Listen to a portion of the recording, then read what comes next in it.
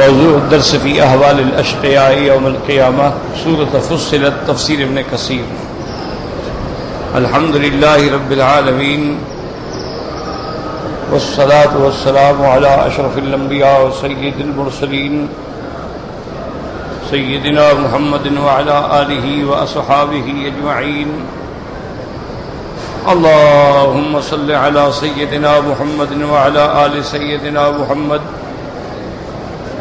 كما صليت على إبراهيم وعلى آل إبراهيم في العالمين إنك حميد مجيد. أعوذ بالله من الشيطان الرجيم. بسم الله الرحمن الرحيم.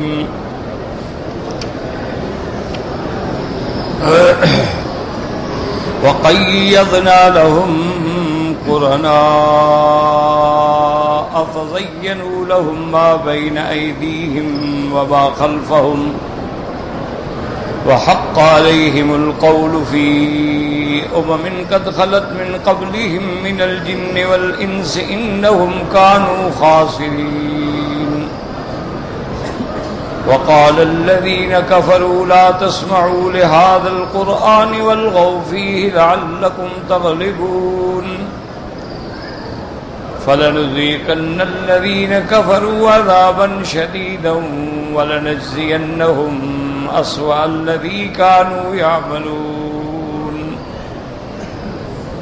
ذلك جزاء أعداء الله النار لهم فيها دار الخلد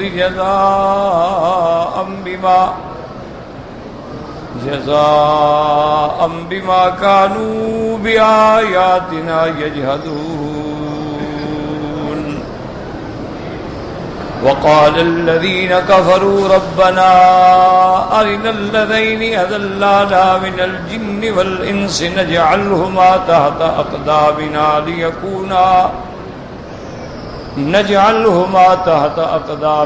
ليكونا من الأسفلين. قال المؤلف والمفسر رحمه الله تعالى أدام النفع بعلومه وعلومكم في الدارين آمين إلى أن قال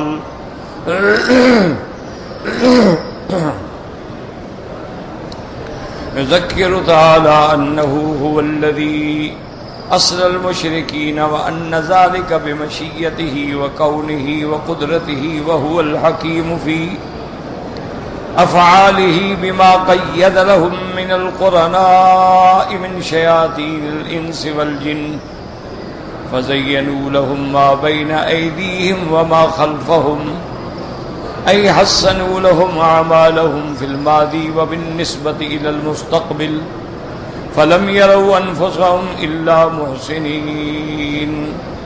اب مفسر رحمت اللہ علیہ فرماتے ہیں کہ اصل بات تو یہی ہے کہ جس کو اللہ چاہیں ہدایت دیں اور جس کو چاہیں گمراہ کریں. من يهده الله فلا مضل له، جس کو ہدایت دیں اس کو کوئی بھی گمراہ نہیں کر سکتا. ومن يضلله فلا هادي له، اور جس کو اللہ گمراہ کر دیں اس کو کوئی ہدایت نہیں دے سکتا. یعنی بات اصل تو یہ ہے کہ سب کچھ اس کے حکم ہے.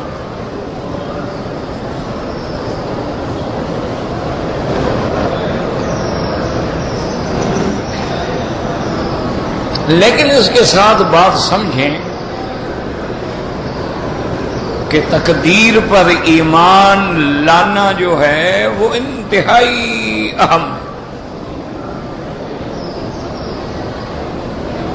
اسی لیے آپ دیکھتے ہیں کہ ایمان کی جب شرطیں آپ پڑھیں گے تو اس میں بھی باقاعدہ آئے گا نؤمن بالقدر خیرہ وشرہ من اللہ تعالی، کہ ہمارا ایمان ہے اس کی قدر پہ تقدیر پہ اور جو چاہیں وہ فرما دیں.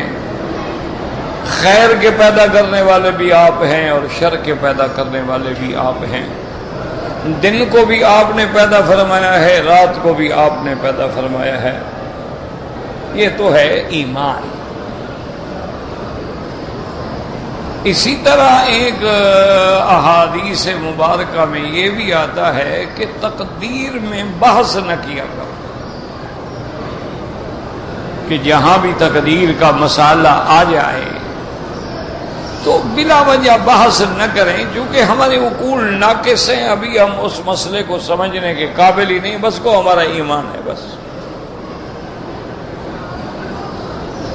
کیوں؟ اگر تم تقدیر میں الجھو گے تو نعوذ باللہ نتیجہ پھر یہ نکلے گا کہ آدمی تقدیر کا ہی منکر ہو جاتا ہے، پھر قدری بن جاتا ہے۔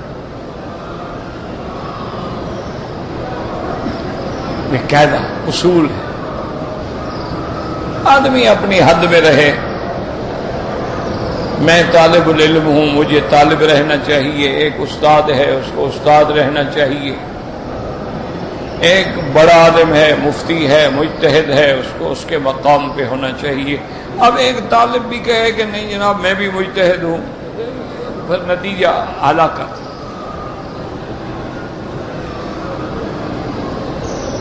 لیکن اس کے ساتھ یہ بات یاد رکھیں کہ ہر چیز تقدیر میں ہے، بالکل ہمارا ایمان ہے، لیکن اللہ نے اس کو ہدایت دی، لیکن اس کو گمراہ کیا، اس کو عزت دی، اس کو ذلت دی، اس کو سعید بنایا، اس کو شقی بنایا، پھر تو اس نے گویا زبردستی بنا دیا۔ تو یہ بات نہیں ہے۔ پہلا مسئلہ تو ہمیشہ یاد رکھیں کہ اگر کوئی آدمی اعتراض کرے تو پہلا جواب تو یہ ہے کہ لا يسأل عما يفعل، لا يسأل عما يفعل، جو چاہے وہ کرے، اس سے کوئی پوچھ نہیں سکتا کہ جی آپ نے یہ کیوں کیا اور یہ کیوں کیا، اس کی مرضی ہے۔ لیکن اپنے دماغوں کو سمجھانے کے لیے کہ آدمی خدا کے بارے میں نعوذ باللہ کو غلط عقیدہ نہ رکھ بیٹھے، یہ بات یاد رکھیں دماغ میں کہ اللہ چونکہ بندے کو پیدا کرتے وقت ہی جانتے ہیں کہ اس نے آگے چل کے کیا کرنا ہے، کرنا تم نے ہے، زبردستی نہیں کرایا جاتا تم سے۔ اب دیکھو نا حرم کے باہر چار دوست کھڑے ہوتے ہیں، اذان ہوتی ہے اور دو کہتے ہیں کہ بھائی اذان ہو رہی ہے، السلام علیکم۔ وہ کہتا ہے چھوڑو یار، بس میں تو ادھر جا رہا ہوں، میرے تو کپڑے ٹھیک نہیں ہیں۔ اب جو ادھر آ رہے ہیں ان کو کسی نے پکڑا تو نہیں ہے نا کہ پکڑ کے گھسیٹ کے رسہ ڈال کے مسجد لے آیا ہو، اور وہ جو گھر چلے گئے یا دکان پہ چلے گئے یا چھپ گئے یا بھاگ گئے یا نماز نہیں پڑھی، اس کو کوئی رسہ پکڑ کے ڈال کے گلے میں تو نہیں لے گئے۔ دونوں اپنے اختیار سے، ادھر جانے والا بھی اختیار سے، ادھر جانے والا بھی اختیار سے۔ اور اگر اس کا اختیار نہ ہو تو ثواب بھی نہ ملے، وہ اپنے اختیار سے آیا ہے۔ اسی لیے بعض صحابہ نے رضوان اللہ علیہم اجمعین نے میرے آقا سے آ کے عرض کیا کہ یا رسول اللہ صلی اللہ علیہ وسلم، ہمارے گھر جو ہیں وہ مسجد سے دور ہے، اور پھر کبھی بارش ہوتی ہے، کبھی سردی ہوتی ہے، کبھی گرمی ہوتی ہے، اور پھر حضور پاک کے زمانے میں سڑکیں تو نہیں تھیں، اب تو آپ مدینہ پاک جاتے ہیں ماشاءاللہ ہر طرف سڑکیں ہیں اور فلائی اوور ہیں اور پلیں ہیں اور انڈر گراؤنڈ پاسز ہیں اور پارکنگ ہیں، اور سبحان اللہ اب تو وہ دنیا ہی بدل گئی نا۔ حضور پاک کے زمانے میں تو بس یہ ٹیڑھے میڑھے راستے اور کچے اور پتھر اور گرمی، اور تو انہوں نے کہا حضور ہم چاہتے ہیں کہ مسجد کے قریب گھر بنا لیں تاکہ ہمیں نماز میں آنے جانے میں تکلیف نہ ہو۔ تو اللہ نے قرآن پاک کی جو آیت ہے اِنَّا نَحْنُ نُحْيِي الْمَوْتَى وَنَكْتُبُ مَا قَدَّمُوا وَآثَارَهُمْ وَكُلَّ شَيْءٍ أَحْصَيْنَاهُ فِي كِتَابٍ مُبِينٍ۔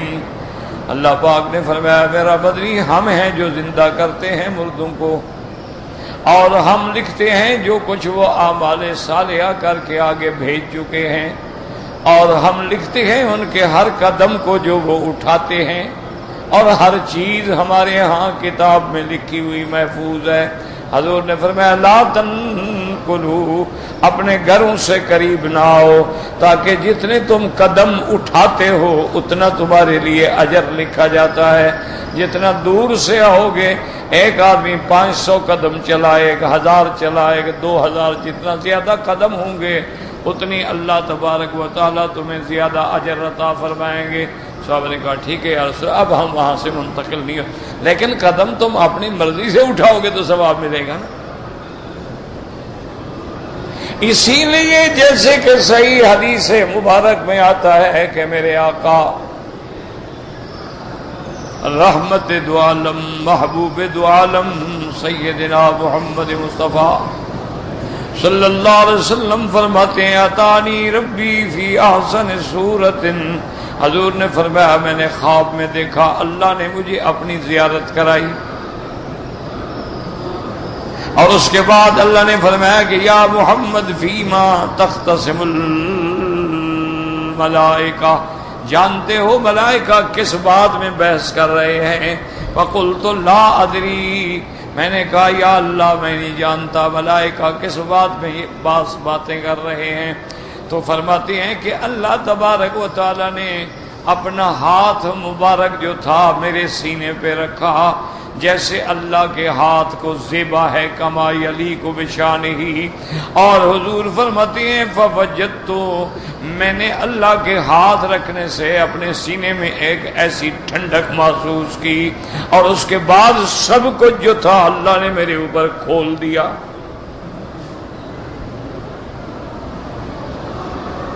اب اللہ نے فرمایا کہ بتائیں کس بات میں ملائکہ جھگڑ رہے ہیں؟ میں نے کہا یا اللہ کفارات میں جھگڑ رہے ہیں کہ کون کون سی چیزیں ہیں جو بندوں کے گناہوں کے لیے کفارہ بن جاتی ہیں۔ تو ان میں وہ یہ بھی ذکر کر رہے تھے کہ الخطا الی المساجد، کہ جب آدمی مسجد کی طرف جاتا ہے ہر قدم جو ہے اس کے گناہوں کے لیے کفارہ بن جاتا ہے۔ اور اس کے بعد انہوں نے بتایا الوضوء علی المکارہ، اور جو بندہ سردی ہے گرمی ہے تکلیف ہے ہر حال میں وضو کرتا ہے، اچھی طرح وضو کرتا ہے تو وضو بھی اس کے گناہوں کا کفارہ بن جاتا ہے۔ تو حضور فرماتے اب میں نے سب کچھ دیکھ لیا۔ یاد رکھیں ایک جگہ لفظ آتا ہے فتجلی علی کل شیء، اللہ نے ہر چیز مجھ پہ روشن کر دی۔ اس سے ہمارے بعد بھائی جو ہے نا دھوکے میں پڑ جاتے ہیں کہ ہر چیز روشن ہوگی بس حضور عالم الغیب ہو گئے، سب کچھ واضح۔ یہ ایک معجزات ہوتے ہیں، ایک وقتی گھڑی ہوتی ہے، اس کے بعد ختم۔ بات سمجھا کریں، یہ بڑا مشکل ہے نا، بس ایک لفظ کو لے کر اپنا دعویٰ ہو جی اللہ نے جب سب آپ پر ظاہر کر دیا۔ اللہ کے بندے سب ظاہر کرنے کا معنی جو ملائکہ جس مسئلے پہ بات کر رہے ہیں، یہ نہیں کہ باقی بھی ساری چیزیں ظاہر ہو جائیں۔ اگر باقی ساری چیزیں ظاہر ہو جائیں تو پھر تو حضور پاک زندگی میں کبھی نہ کہتے کہ بھی مجھے پتہ نہیں کہ کل کیا ہوگا، پھر تو ساری چیزیں واضح ہو گئیں۔ یہ معنی ہوتا ہے، یہ معجزہ ہوتا ہے۔ اللہ چاہتے ہیں، جیسے کسی بزرگ نے کہا ہے نا کہ گہے برتارے اعلیٰ میں نشینم، اگر اللہ چاہیں کبھی آسمانوں پر نظر پہنچا دیں، اور کبھی یہ بھی نہیں پتہ لگتا کہ پیچھے کون بیٹھا ہے، یہ بھی پتہ نہیں۔ اسی لیے دیکھیں نا سیدنا عمر کہاں نہا بند کہاں مدینہ، وہیں سے یا سارے یہاں دیکھ رہے ہیں، اور قاتل پیچھے چھپا ہوا ہے نہیں دیکھ رہے۔ تو یہ باتوں کو سمجھا کریں، قرآن حدیث میں دھوکے نہ کریں، لوگوں کے عقیدوں کو برباد نہ کریں۔ اللہ کھول دیتے ہیں، اس کے بعد نہیں کھولتے۔ ایک وقت میں دکھا دیا، دوسرے وقت میں نہیں دکھایا۔ تو علم غیب جو ہے نا وہ تو خاص خدا ہے۔ اگر کوئی بندہ کسی پیغمبر، نبی، ملک، ولی کے بارے میں یہ عقیدہ رکھے کہ میرا مرشد بھی عالم الغیب، وہ تو کافر ہو جاتا ہے۔ علم غیب تو خاص خدا ہے۔ ہاں اللہ چاہے تو اطلاع کر دے، جب اطلاع کر دی تو غیب غیب ہی نہ رہا نا، جب بتا دیا پھر کیا غیب رہا۔ اب دیکھیں نا آپ کے سامنے میرے یہ پرس میں کیا ہے، غیب ہے، میں کھول کے دکھا دوں پھر کیا غیب ہے؟ پھر تو غیب رہا ہی نہ نا۔ غیب تو اس وقت تک ہے جب بند ہے، جب اللہ نے بتلا دیا بات ختم ہو گئی۔ اس لیے قرآن حدیث کو اچھی طرح سمجھا کریں کہ اب دیکھیں دونوں کو جو ثواب مل رہا ہے، اب ایک آدمی مسجد کی طرف جا رہا ہے اجر ہے، ایک آدمی شراب کھانے کی طرف جا رہا ہے، گناہ ہے، تو جا اپنی مرضی سے رہا، اور اس نے چونکہ جو کچھ پیدا ہونے کے بعد مرنے تک جو جو کرنا ہے وہ اللہ کو پتا ہے، اس لیے اللہ لکھ دیتے ہیں یہ شقی ہے یا صحیح۔ اچھا پھر ہم کیوں کہتے ہیں تقدیر؟ ہاں اللہ چاہے تو بدل دے، اس کی مرضی، یعنی اس کے تو اختیار میں ہے نا کہ وہ چاہے تو آخری وقت میں بھی بدل دے، کہ ساری زندگی کفر پہ گزر گئی، آخری وقت میں کلمہ پڑھ لیا، جنت میں چلا گیا۔ جیسے کہ صحیح حدیث میں ہے کہ ایک جنگ کے موقع پر صحابہ لڑ رہے ہیں، میرے آقا کھڑے ہیں، اپنے فوج کو کنٹرول فرما رہے ہیں، ہدایات دے رہے ہیں، ایک بندہ آیا، اس کے ہاتھ میں کھجوریں، وہ کھجوریں بھی کھا رہا، کہنے لگا یا محمد صلی اللہ علیہ وسلم مجھے تلوار دیں۔ ہم نے فرمایا کیوں؟ انہوں نے کہا یا رسول اللہ میں آپ کے دشمنوں سے لڑنا چاہتا ہوں۔ حضور نے فرمایا تم کون ہو؟ نے کہا یا رسول اللہ میں مشرک ہوں، کافر ہوں۔ ہم نے فرمایا لا استعین من مشرک، میں کسی مشرک سے مدد نہیں چاہتا۔ اس نے کہا حضور میں مشرک ہوں، کافر ہوں، جہاں جاؤں جہنم جاؤں، میں تو آپ کے دشمنوں سے لڑنے کے لیے جا رہا ہوں نا، آپ کو کیا تکلیف ہے؟ اب میں لا استعین من مشرک، میں کبھی مشرک سے مدد نہیں لے سکتا۔ اور آج ہمارا مشرکوں کی مدد کے بغیر روٹی ہضم نہیں ہوتی، پھر کہتے ہیں جی مسلمانوں کو فتح نہیں ہوتی، بڑی تکلیف ہے۔ وہ اللہ نے فرمایا یہ کام نہ کرو، وہی تو ہم کر رہے ہیں، تو فائدہ کیسے ہو؟ ہماری تو روٹی بھی مشرکوں سے آتی ہے جناب، امداد بھی وہاں سے آتی ہے، بلکہ ہم بھیک مانگتے ہیں، خدا کے لیے کچھ تو جھولی میں ڈال دو یار۔ تو جب تم اللہ کو چھوڑ دو گے اور پھر اللہ کے دشمنوں سے مانگو گے، جن کے بارے میں خدا کہتے ہیں لا تتخذوا عدوی وعدوکم، لا تتخذوا عدوی وعدوکم اولیاء، میرے اور اپنے دشمنوں کو کبھی اپنا دوست نہ بناؤ۔ حتیٰ کہ دوسری جگہ واضح کر دیا کہ تم اگر عقل کے اندھے ہو سمجھ نہ آئے کہ دشمن کون ہے، فرمایا لا تتخذوا الیہود والنصارى اولیاء، یہود اور نصارہ کو کبھی اپنا دوست نہ بناؤ۔ بعضهم اولیاء، و بعض وہ ایک دوسرے کے تو دوست ہیں، تمہارے دوست نہیں۔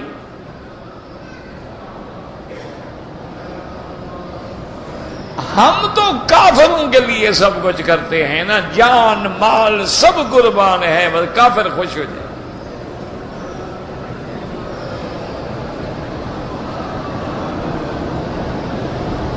بڑے بڑے ہمارے ماشاءاللہ داڑھیوں والے اور صف اول میں نماز پڑھنے والے، وہ بھی سی آئی ڈی کرتے ہیں کبھی کسی طرح کافروں کا کام ہو جائے، ہمارا کچھ پیسے بن جائیں گے۔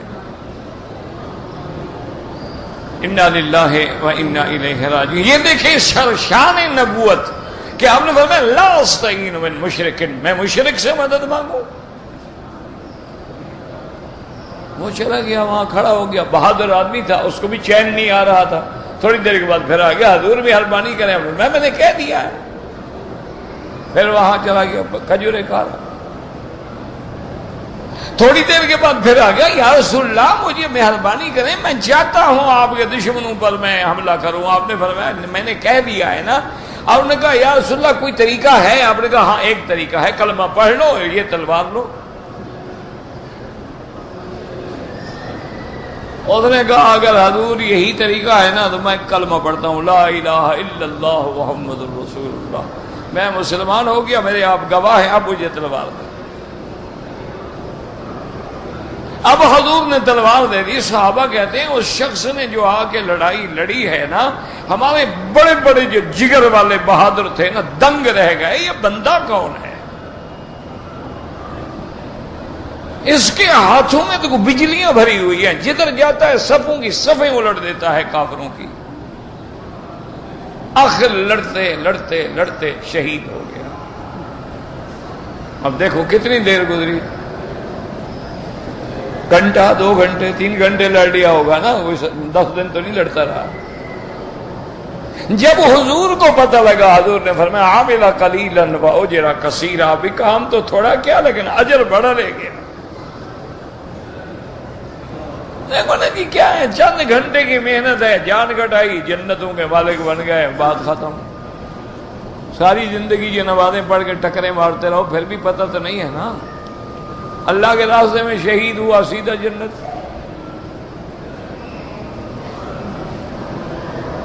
لیکن یاد رکھو شہید ہونے کا معنی ہے کافروں سے لڑو، یہ کہیں نہیں لکھا مسلمانوں کو مارو۔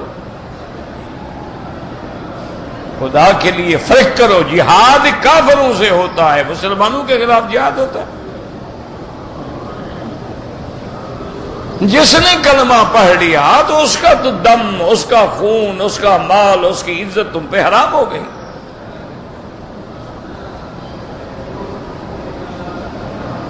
جہاد کافروں سے ہوتا ہے، اور جہاد وہ ہوتا ہے کہ جب امیر المؤمنین حکم دیتا ہے، قیادت ہوتی ہے۔ یہی وجہ ہے نا کہ آج جہاد اور فساد میں کوئی فرق نہیں۔ اب دیکھیں نا کہ اگر کوئی آدمی خدا نہ کرے اپنی بیوی بہن بیٹی سے زنا ہوتا دیکھے قتل کر دے، اسلام کہے گا قتل کرو اس کو۔ کیوں کیا ہے اس نے قتل؟ حالانکہ اس نے تو غیرت میں کیا ہے نا، بیچارے نے کوئی ناجائز کام تو نہیں کیا، غیرت ہے، برداشت نہیں کر سکا۔ اللہ نے فرمایا جنت میں ہم اپنے بندے کو جو بھی آخرت میں رعایت دیں گے، لیکن دنیا میں اس نے میرا قانون کیوں توڑا ہے؟ قانون یہ ہے کہ اگر اس کی بیوی ہے، لڑکی ہے، کچھ ہے، ٹھیک ہے، تعلق چھوڑ دے، اس کو شریعت میں سزا دلائے، شریعت میں یہ علیحدہ ہو جائے۔ یہ تو میں حق نہیں دیتا کہ بندہ بندے کو مار ڈالے کہ چونکہ اس نے زنا کیا ہے، زنا کرے کچھ کرے، میری مخلوق بھی تو سب کچھ کر رہی، پھر بھی تو میں روٹی دے رہا ہوں۔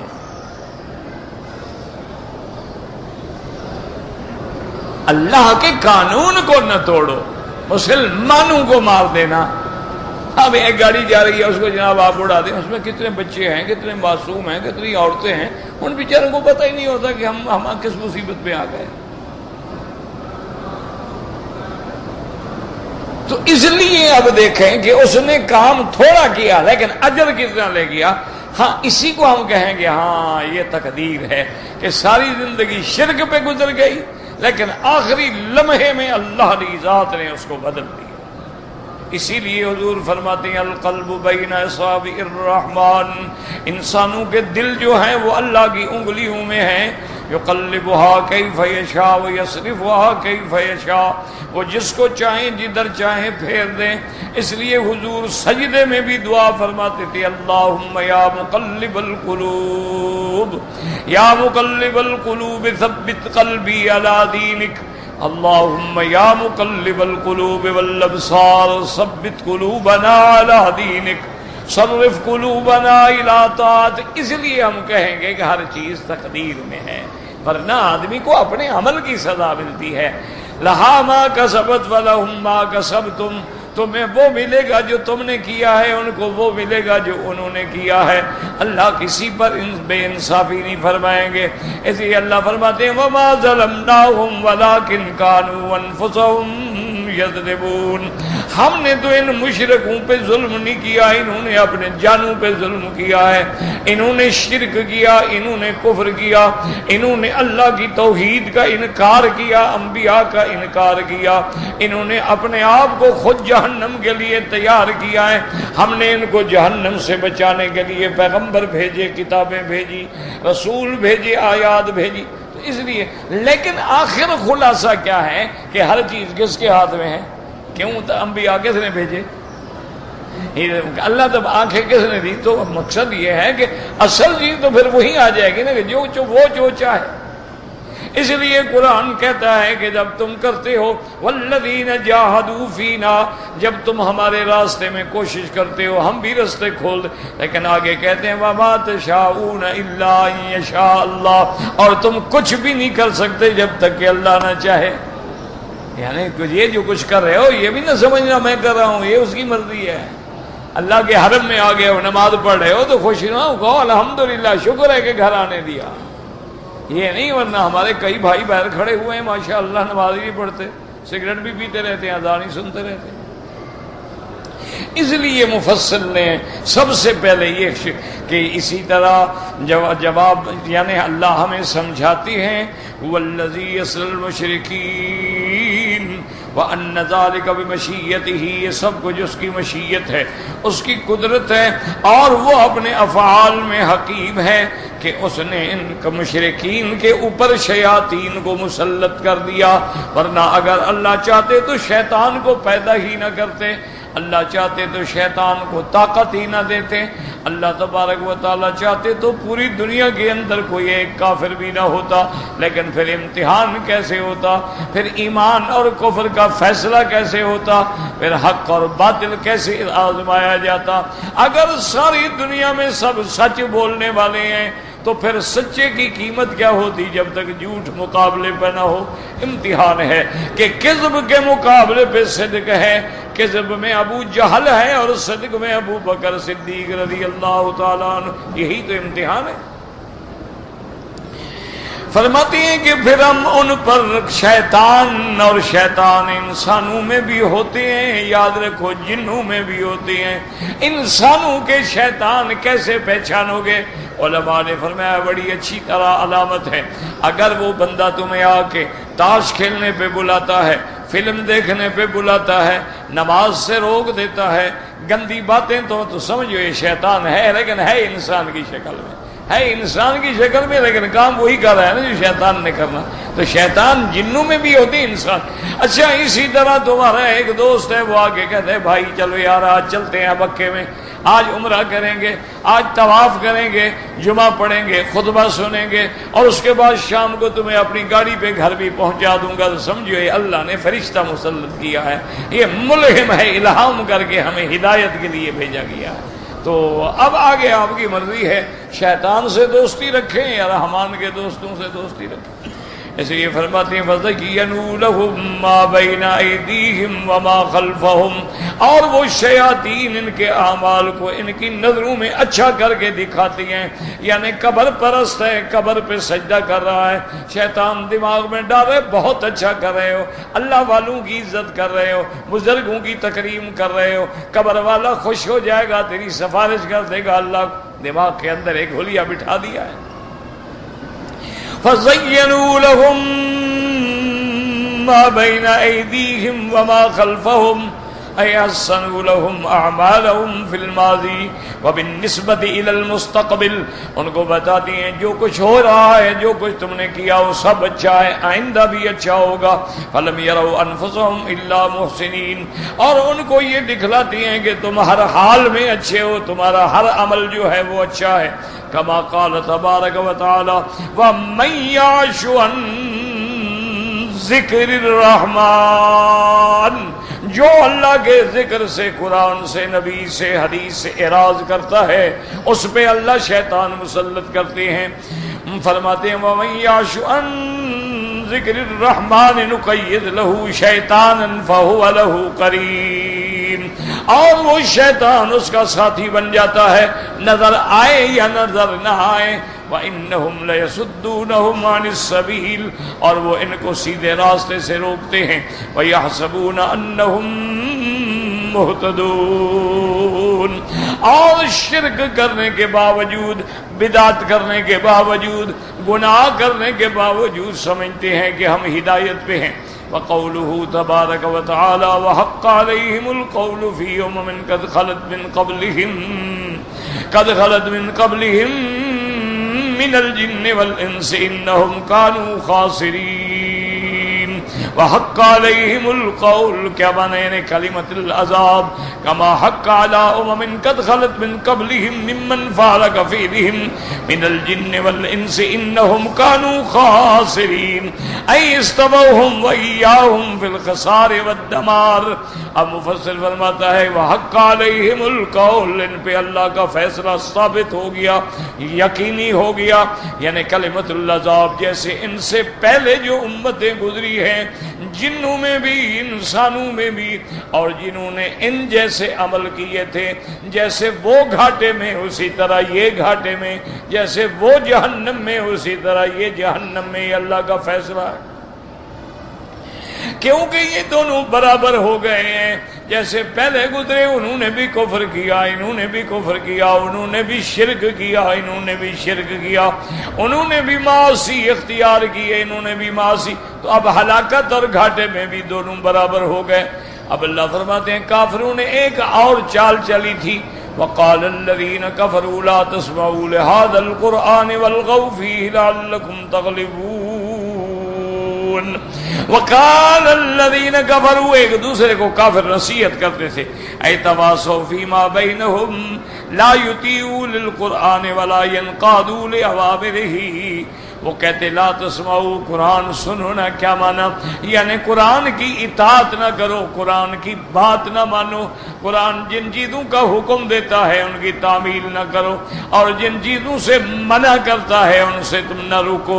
اور اس کے والغوا فیہ ایبوہ، بعض علماء کہتے ہیں والغوا فیہ یعنی قرآن پہ عیب لگاؤ کہ بندے کا کلام ہے، انسان نے بنایا ہے، قرآن کے بارے میں ایسی باتیں۔ وقال قتادہ اجحدوا بہ وانکروہ وعادوہ، کہ تم انکار کرو کہ جو قرآن کہتا ہے نعوذ باللہ ہم نہیں مانتے ہیں، اور دشمنی کرو، اور اس طرح ہو سکتا ہے کہ تم غالب آ جاؤ، لعلکم تغلبون۔ ھذا ھؤلاء حال ھؤلاء الجہلة من الکفار ومن سلک مسلکهم عند سماع القرآن وقد امر اللہ سبحانہ وتعالی عبادہ المؤمنین بخلاف ذلک۔ اب مفسر فرماتی ہیں کہ یہ جاہلوں کا حال ہے کہ قرآن سنتے نہیں، قرآن پہ عیب لگاتے ہیں، اور بعض علماء نے فرمایا ہے کہ جب اللہ کا نبی قرآن پڑھے وقال الذین کفروا لا تسمعوا لهذا القرآن والغوا فیہ، شور کرو تاکہ کوئی سن ہی نہ سکے۔ حالانکہ اللہ نے اپنے بندوں کو حکم دیا ہے کہ جب قرآن پڑھا جائے غور کرو، خاموش رہو، چپ کرو، توجہ کرو، سنو، سننے کے بعد عمل کرو۔ وَإِذَا قُرِئَ الْقُرْآنُ فَاسْتَمِعُوا لَهُ وَأَنصِتُوا لَعَلَّكُمْ ترحمون، تاکہ تم پر رحم کیا جائے۔ تو رحم کے مستحق کب بنو گے؟ جب قرآن پڑھا جائے خاموش ہو کے بڑے غور سے سنو، تدبر کرو، یہ نہیں کہ تم شور مچاؤ۔ اسی لیے بعض علماء نے فرمایا کہ نزلت هذه الآیۃ فی الصلاۃ، کہ یہ آیت جو ہے نماز کے بارے میں اتری ہے کہ جب امام پڑھے تم خاموش رہو۔ یہی امام احمد بن حنبل رحمۃ اللہ علیہ کا مسلک بھی ہے، وہ فرماتے ہیں کہ جو نمازیں جہری ہیں جیسے فجر کی نماز ہے، مغرب کی نماز ہے، عشاء کی نماز ہے، یہ جہری نماز ہے، چونکہ امام زور سے پڑھے تو کہتے ہیں بھی فاتحہ کچھ بھی نہ پڑھو، خاموش رہو۔ تو تین نمازوں میں تو امام احمد بن حنبل بھی یعنی حنفیوں کے ساتھ ہیں، باقی دو نمازوں میں وہ کہتے ہیں کہ چونکہ ہم قرآن سن نہیں رہے لہذا پڑھا جائے، لہذا جو ہے وہ پڑھا جائے، اور وہ بھی صرف فاتحہ، اس کے علاوہ نہیں۔ لیکن امام ابو حنیفہ رحمۃ اللہ علیہ فرماتے ہیں کہ اللہ تبارک و تعالیٰ کے جس پیغمبر پہ قرآن اترا ہے اس نے حدیث میں وضاحت کر دی ہے، جب ہر چیز سمجھائی، اذا کبر فکبروا، کہ جب امام تکبیر کہے تم بھی تکبیر کہو، اللہ اکبر اللہ اکبر، جب رکوع کرے تم رکوع کرو، جب سجدہ کرے تم سجدہ کرو۔ اس لیے اور اس کے بعد اللہ پاک کے پیغمبر نے فرمایا اذا قرأ فاستمعوا، اور جب قرآن پڑھا کرے امام تو تم چپ رہو۔ فرماتی ہے یہاں حدیث میں حضور نے یہ نہیں فرمایا کہ زور سے پڑھا کرے، ہے کہ قرآن جب بھی پڑھے، اور جب بھی پڑھے آہستہ پڑھے، زور سے پڑھے، اس وقت تمہیں خاموش رہنا ہے۔ اور پھر دوسری دلائل بھی ہوتی ہے نا، کہ جیسے حضور نے فرمایا قراءۃ الامام قراءۃ لہ، امام کا پڑھنا جو ہے وہ تیرا پڑھنا ہے۔ اسی طرح جیسے حضور نے فرمایا من ادرک الرکوع فقد ادرک الرکعہ، ایک آدمی آیا امام رکوع میں ہے، وہ بھی اللہ اکبر کر کے رکوع میں چلا گیا تو اس کی رکعت ہوگی، حالانکہ اس نے کچھ بھی نہیں پڑھا، پھر رکعت کیسے ہو گئی؟ تو معنی یہ ہے کہ امام کا پڑھنا جو ہے اس کا پڑھنا ہے۔ اسی طرح اگر امام سے غلطی ہو جائے تو امام سجدہ سہو کرے گا، تو غلطی تو امام نے کی، ہم نے تو نہیں کی، ہم پھر کھڑے رہیں بیٹھے رہیں؟ نہیں، کیونکہ اس کی غلطی ہے تو ہم بھی سجدہ سہو کریں۔ تو اس لیے کہ امام کا پڑھنا، اس کی غلطی، اس کی بات سب ہماری بات۔ تو بہرحال اللہ تمام ائمہ پہ کروڑوں رحمتیں فرمائے۔ تو بعض ائمہ نے یہاں سے بھی استدلال کیا ہے۔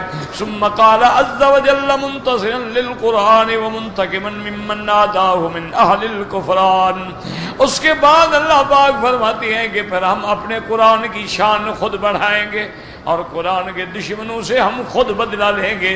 فرمایا فَلَنُذِيقَنَّ الَّذِينَ كَفَرُوا عَذَابًا شَدِيدًا وَلَنَجْزِيَنَّهُمْ أَسْوَأَ الَّذِي كَانُوا يَعْمَلُونَ۔ اس لیے اللہ پاک نے ارشاد فرما دیا وَلَنُذِيقَنَّ الَّذِينَ كَفَرُوا اے فی مقابلۃ ما اعتمدوه فی القرآن وعند سماعهم، یہ لوگ جنہوں نے اللہ کے قرآن کا مقابلہ کیا، عیب لگایا، شور مچایا، ان کو ہم سزا دیں گے۔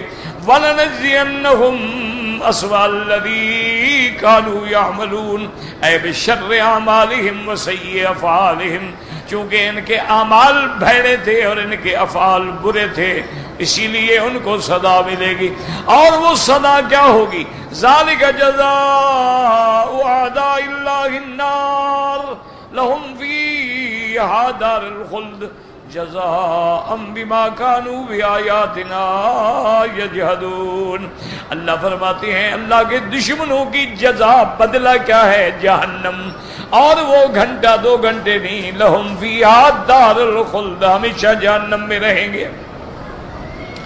کیوں کہ یہ جزا ہم نے اس لیے دی ہے کہ انہوں نے ہماری آیات کا انکار کیا ہے۔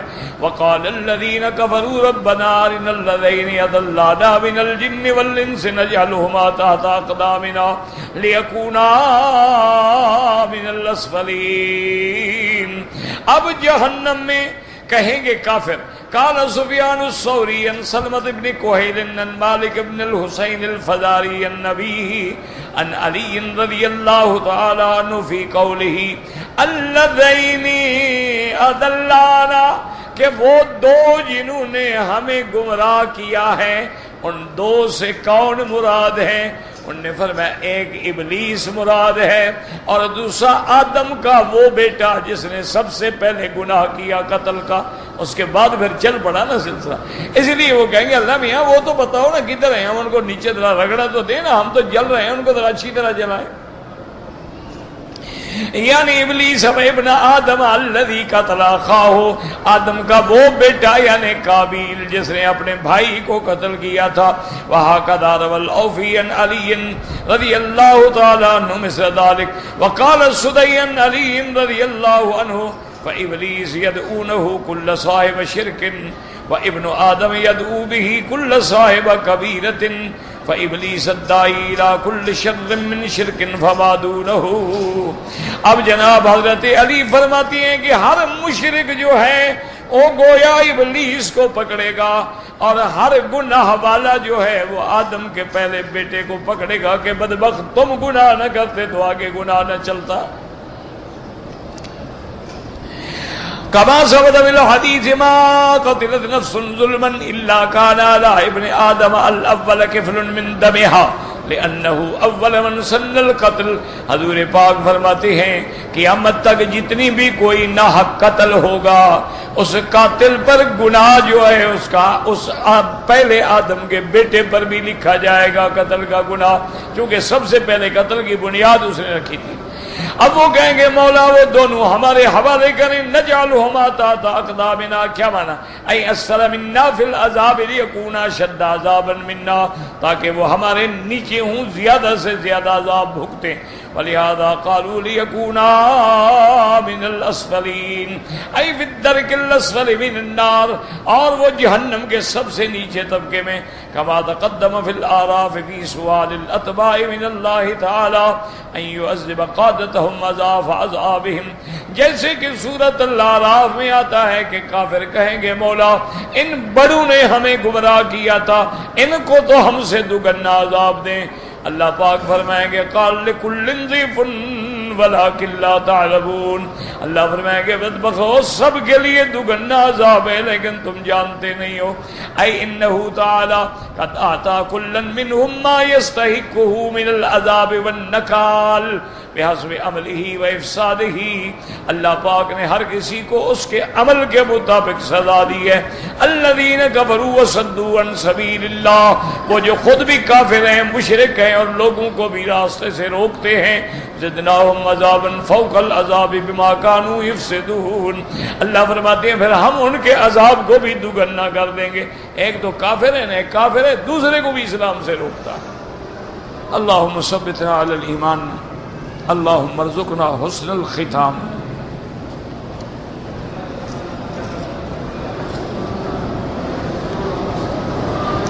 کہتے ہیں جی کہ مودودی صاحب نے جو تفسیر قرآن لکھی ہے، بہرحال ایک بات یاد رکھیں کہ جو لوگ فوت ہو گئے ہیں ان کے بارے میں کبھی برا لفظ نہ کہیں.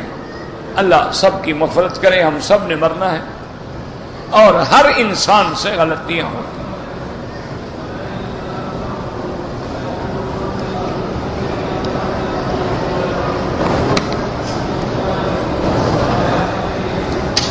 مودودی صاحب نے بھی تفسیر بڑی اچھی لکھی ہے اور سلیس بھی ہے، آسان بھی ہے اور اردو دان طبقے کے لیے پڑھنا، لیکن انہوں نے بھی بڑی بڑی غلطیاں کی ہیں، ٹھوکریں کھائی ہیں. اللہ معاف کرے، بس دعا کریں.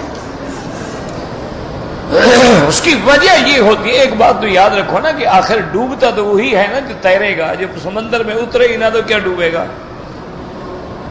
آپ کنارے پہ کھڑے رہیں تو آپ مٹی ڈوبیں گے. دوسری بات یہ ہوتی ہے کہ ہر چیز کے بارے میں اللہ کا حکم ہے کہ اس کے دروازے سے آؤ. کسی گھر میں جانا ہے تو دیواریں نہ پھلانگو، دروازے سے. فَأْتُوا الْبُيُوتَ مِنْ أَبْوَابِهَا. تو علم کے بھی دروازے ہیں. کیا معنی؟ علم حاصل کرنا ہے اس دروازے سے آؤ. مدرسوں میں جاؤ، باقاعدہ علوم پڑھو، باقاعدہ جو علوم معاون ہیں ان کو حاصل کرو، پھر اساتذہ کے ساتھ آہستہ آہستہ آہستہ، اور جب اللہ علوم عطا فرما دے پھر اس پہ آپ محنت کریں، آپ آگے بڑھتے چلے جائیں. اور جو آدمی صرف مطالعہ کر کے اسٹڈی کر کے علم حاصل کرتے ہیں نا تو ان کے سامنے کتابیں تو آ جاتی ہیں لیکن جہاں مشکل لگتی ہے حل کون کرے؟ مشکل لگ گئی. ان نے پھر یہ دیکھنا ہوتا ہے کہ بھی یہ 4 مفسروں نے لکھا ہے، یہ جو لکھ رہا ہے نا یہ ذرا زیادہ ٹھیک لکھ رہا ہے، بس نے اس کسی کی بات لے لی. اسی لیے مودودی صاحب سے بھی اخطاء ہوئی ہیں اور بڑی اہم قسم کی غلطیاں ہوئی ہیں، لیکن اللہ ان کو معاف فرمائے. تو اس لیے ویسے آپ کو آسان طریقہ میں بتا دوں کہ اگر آپ نے ذرا معلوم کرنا ہو نا کہ تفسیروں کا صحیح اور غلط کا، تو 2 تفسیریں سامنے رکھ لیں. مثلا تفہیم القرآن اردو میں ہے، اسی طرح معارف القرآن جو ہے مفتی شفیع صاحب کی وہ بھی اردو میں ہے. ایک صفحہ جو ہے نا اس سے پڑھیں، وہی صفحہ پھر اس سے پڑھیں. انشاءاللہ ایک پاؤ تک جانے سے پہلے پتہ لگ جائے گا تمہیں کہ حقیقت کیا ہے. ہمیں صحیح سمجھ آ جائے گی کہ کہاں کہاں غلطی ہوئی. اللہ معاف کر دے. بہرحال اگر کوئی آدمی عالم کو گالی دیتا ہے اللہ ہدایت دے، اور کیا ہے؟ گناہ ہے، بہت بڑا گناہ ہے. سباب المسلم فسوق و قتالہ کفر. حضور نے فرمایا کسی مسلمان کو گالی دینا جو ہے وہ فسق ہے، اور کسی مسلمان کو مارنا قتل کرنا تو کفر ہے. تو گالی دے رہا ہے تو فاسق بن رہا ہے.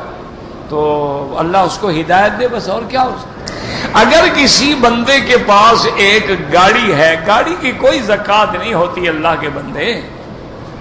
مثلا گاڑی ہے تم کرائے پہ چلاتے ہو تو جو آمدنی ہوگی اس پہ زکوٰۃ ہے، گاڑی پہ زکوٰۃ نہیں ہے. تم نے 20 لاکھ کا ٹرک لیا ہے لیکن اب سال میں تم کماتے ہو 2 لاکھ روپے، تو سال 2 لاکھ پہ زکوٰۃ ہوگی اور 20 لاکھ پہ زکوٰۃ نہیں ہے. وہ تو تمہارے کمانے کا ذریعہ ہے، اس پہ تو کوئی زکوٰۃ نہیں ہوتی. کہتے جی کہ حضور پاک نے جتنے بھی عمرے کیے ہیں کسی بھی سفر میں 2 عمرے نہیں کیے ہیں، اور مسجد عائشہ سے یہ جو ہے یہ عورتوں کے لیے خاص ہے، اور عورتیں بھی وہ جن کو حیض آیا ہو۔ ماشاءاللہ حدیث سمجھنے والا بھی آپ جیسا ہو نا تو کام بالکل بیڑا پار ہے۔ حضور نے تو حج بھی ایک کیا ہے، در جنہوں نے دو حج کیے ہیں وہ سب جاہل ہیں اور مخالف ہیں محمد مصطفیٰ کے۔ عقل کرو، کیا جہالت ہے۔ حضور پاک نے تو ان کے پاس وقت کتنا تھا کہ عمرے کریں، اور یہ بھی تمہیں غلط ہے کہ حضور نے 2 عمرے نہیں کیے ایک سفر میں، حضور نے 2 عمرے بھی کیے۔ عجیب بات ہے۔ بی بی عائشہ کو جو حضور نے حکم دیا، ساتھ یہ بھی کہہ دیا کہ آئندہ کوئی عمرہ نہ کرے ماں سوا حید والی عورت کے، اور بی بی عائشہ جب تک زندہ رہی عمرہ کرتی رہی، ہر دفعہ ان کو حید آ جاتا تھا۔ عقل کیا کرو، خدا کا خوف کرو، اللہ سے ڈرو۔ قیامت میں کیا امت کو، قیامت میں کیا اللہ کو منہ دکھاؤ گے کہ ہم نے آپ کی امت کو نیکیوں سے روکا تھا؟ حضور نے زندگی میں کبھی 10 طواف نہیں کیا۔ اگر ایک آدمی روز 10 طواف کرے تو یہ بھی بدعت ہے۔ مسئلہ سمجھو کہ اگر ایک کام اللہ نے حکم دیا ہے عمرے کا، اب کوئی ایک کرے کوئی لاکھ کرے، حکم موجود ہے۔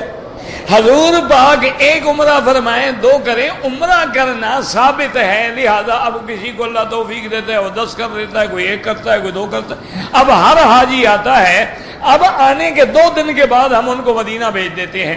اب وہ عمرہ ایک پاکستان سے کرے گا، انڈیا سے، بنگلہ دیش سے، اور ایک مدینے سے واپسی پہ کرے گا، نہ کرے تو میقات، اس کے بھی 2 عمرے ہو گئے، وہ بھی گناہ گار ہو گیا کہ ایک سفر میں 2 عمرے کر رہا ہے بے وقوف۔ عجیب عقل ہے، کوئی انصاف ہے؟ یا اللہ نے، وجہ یہ ہے کہ اہل اللہ کی مخالفت کی وجہ سے اللہ عقل چھین لیتا ہے، پھر بات سمجھ نہیں آتی۔ دیکھو جہاں کوئی حکم خاص ہوتا ہے وہاں اللہ آگے پابندی لگا دے۔ وَإِمْرَأَةٌ مُؤْمِنَةٌ إِنْ وَهَبَتْ نَفْسَهَا لِلنَّبِيِّ خَالِصَةً لَكَ، میرا مدنی یہ صرف آپ کے لیے اور کسی کے لیے نہیں۔ تو اللہ کے نبی بھی فرما دیتے عائشہ یہ عمرہ جو ہے فقط تمہارے لیے ہے اور کسی کے لیے نہیں۔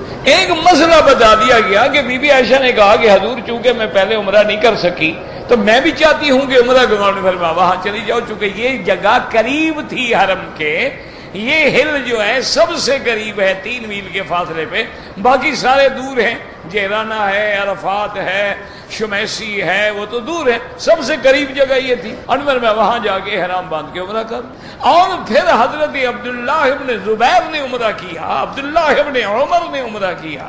اور نہیں پڑھ سکتے ہو تو کتاب بلوغ المرام دیکھ لو، اس پر بھی لکھا ہوا ہے۔ معنی یہ ہوتا ہے، ہمیشہ یاد رکھو کہ جو کام اللہ نے فرما دیا، نبی پاک نے کر دیا، بس اب جس کو جتنا توفیق دے گا اللہ۔ ایک آدمی ہے، بعض ایسے بزرگ بھی گزرے ہیں جنہوں نے 50 حج کیے، جنہوں نے 60 حج کیے، 100 حج کیے، نعوذ باللہ وہ حضور کے مخالف ہیں کہ حضور نے تو 1 حج کیا۔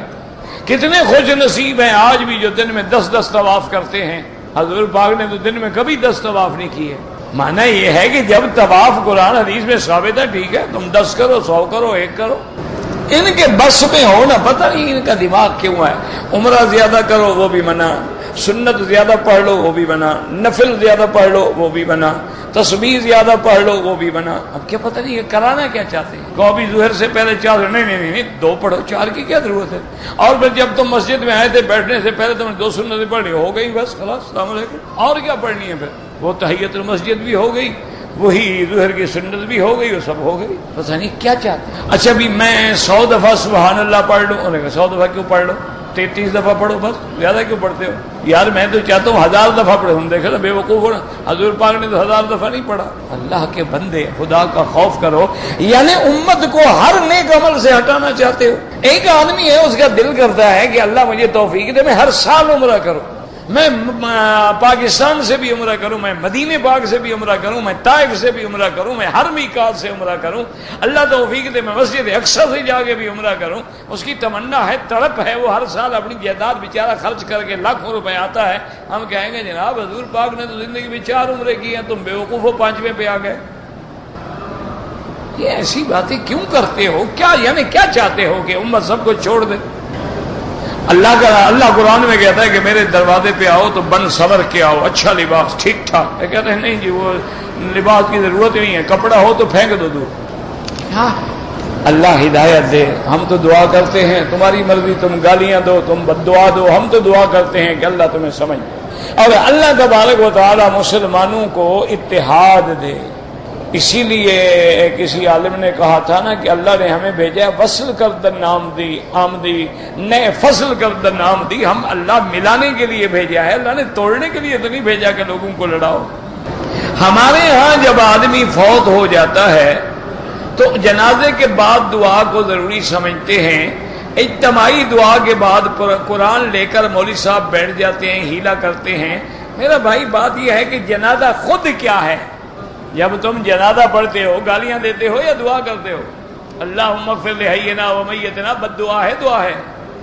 تو نبی والی دعا پہ تمہیں اعتبار نہیں، تو بعد میں مولوی والی دعا پہ ہمیں بھی اعتبار نہیں. وہ مولوی کی دعا ہے، یہ نبی کی دعا ہے، ہمیں تو نبی کی دعا پہ اعتبار ہے.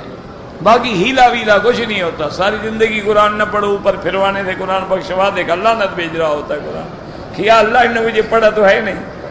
جو لوگ کسی زندہ بزرگ کے ہاتھ پہ بیعت کرتے ہیں تو زندہ بھی کرنی ہوتی ہے، مرنے والے کے ساتھ کون بیعت کرتا ہے؟ کوئی کو بزرگ زندہ ہی ہوگا تو بیعت کریں گے نا. بس شرط یہ ہے کہ وہ متبع سنت محمد مصطفیٰ. میرا دوست جو ہے قبروں پہ چڑھاوے چڑھاتا ہے، بالکل گناہ ہے، بدعت ہے. وہ پیسے کسی غریب کو دے دیا کریں. والدین فوت ہو گئے، ان کے لیے حج کرو، عمرہ کرو، طواف کرو، سب جائز ہے. میری بیوی قرآن بہت پڑھتی ہے، لیکن جب قرآن پڑھتی ہے تو بڑے غلط وساوس آتے ہیں. 11 دفعہ قل اعوذ رب الفلق قل اعوذ رب الناس پڑھ کے دم کر کے پھر پڑھا کریں. شیطان محروم کرنا چاہتا ہے نا. پہلی بیوی کو اگر نہ بتائیں اور دوسری شادی کریں، نہیں جناب بتا کے کریں تبھی تو مزہ آئے گا. بغیر بتائے کیا فائدہ ہوا؟ بتائیں تاکہ اس کے ہاتھ میں سینڈل ہو، تمہارے ہاتھ میں لکڑی ہو، تماشا ہو. پہلی بیوی کا کیا تعلق ہے؟ بتاؤ بتاؤ، نہ بتاؤ نہ بتاؤ، تمہاری مرضی ہے جتنا تم برداشت کر سکتے. جب اتنا بزدل ہو تو تم شادی کرو گے بھلا؟ جو بیوی کو بتانے سے ڈرتا ہے وہ شادی کرے گا. اور جو کرتے ہیں مولوی مکی سے مسئلے نہیں پوچھتے، وہ کر لیتے. بہرحال دعا کریں اللہ تبارک و تعالی بیماروں کو شفا دے. اور یہ جو دنیا میں جھگڑے ہیں، پارٹیاں ہیں، فتنے ہیں، اللہ سب دور کر دے. اللہ حضور کی امت پہ رحم فرما دے. اللہم اجعل لنا وللمسلمین من کل ہم فرجا ومن کل ضیق مخرجا ومن کل بلاء عافیا. اللہم اشفنا واشف مرضانا وارحم موتانا واستجب دعانا ولا تخیب رجاءنا برحمتک یا ارحم الراحمین. یا شافی یا سلام. اللہم مذہب الباس رب الناس انت شافی لا شفاء الا شفاؤک شفاؤک لا یغادر سقما. اللہم اشفنا واشف مرضانا ومرضى المسلمین. رب انی مسنی الضر وانت ارحم الراحمین. نجنی واہلی من الکرب العظیم. اللہم انا نسألک الہدى والتقى والعفاف والغنى. وصلی اللہ تعالی علی خیر خلقہ سیدنا محمد وعلی آلہ آلہ آلہ آلہ آلہ آلہ آلہ آلہ آلہ آلہ آلہ